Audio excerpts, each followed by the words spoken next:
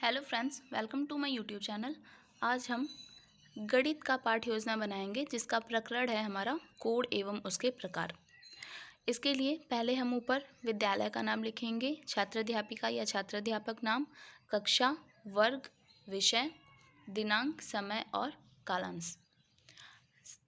फिर सबसे पहले हम सामान्य उद्देश्य लिखेंगे। सामान्य उद्देश्य मैंने पिछले वाली वीडियोस में डाला है। सामान्य उद्देश्य सभी के लिए एक ही होता है, तो आप उसके लिए पिछले वाले वीडियो को देख लीजिए। फिर नेक्स्ट पॉइंट है हमारा विशिष्ट उद्देश्य।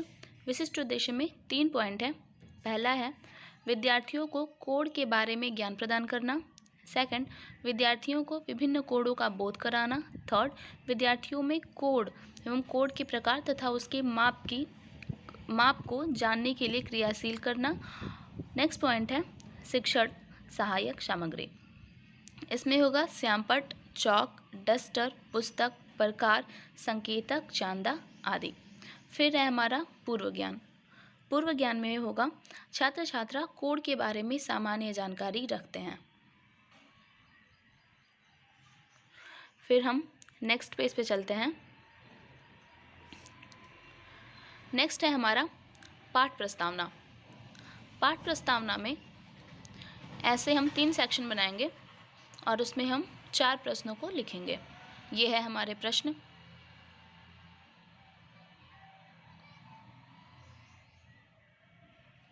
इसके बाद हम उद्देश्य कथन लिखेंगे।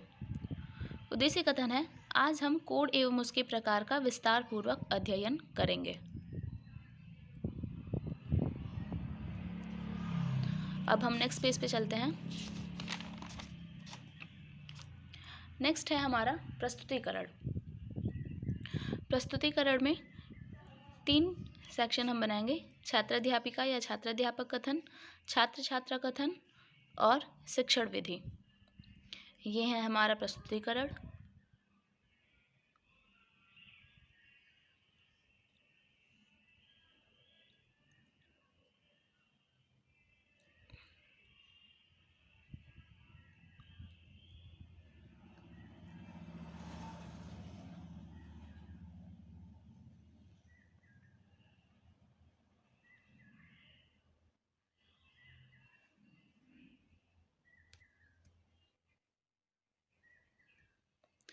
फिर हम नेक्स्ट स्पष्टीकरण पे चलते हैं।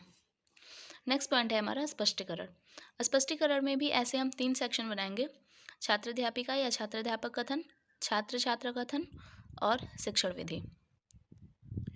ये है हमारा स्पष्टीकरण।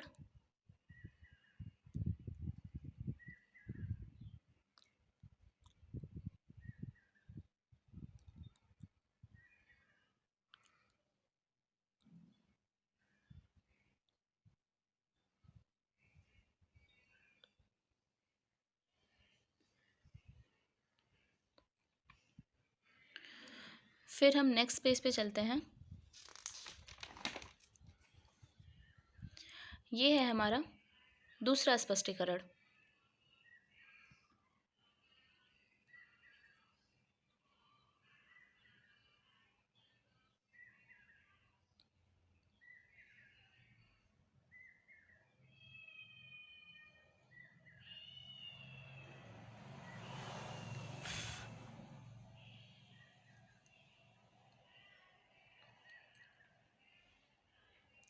अब हम नेक्स्ट पेज पे चलते हैं। ये है हमारा लास्ट स्पष्टीकरण, तीसरा। इसके लिए भी हम 3 सेक्शन बनाएंगे, छात्राध्यापिका या छात्राध्यापक कथन, छात्र छात्रा कथन और शिक्षण विधि।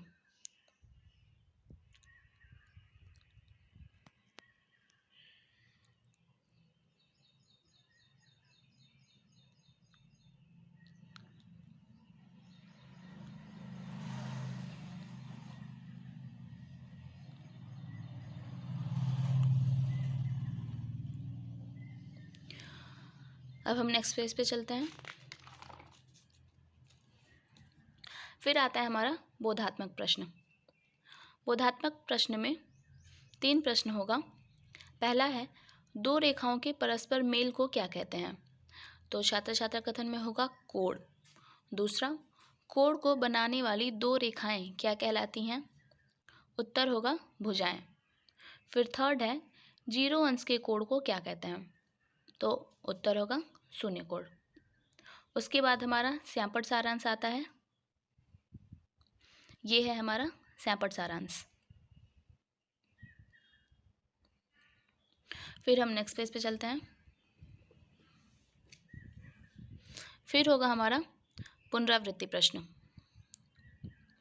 इसमें हमारा 3 प्रश्न होगा।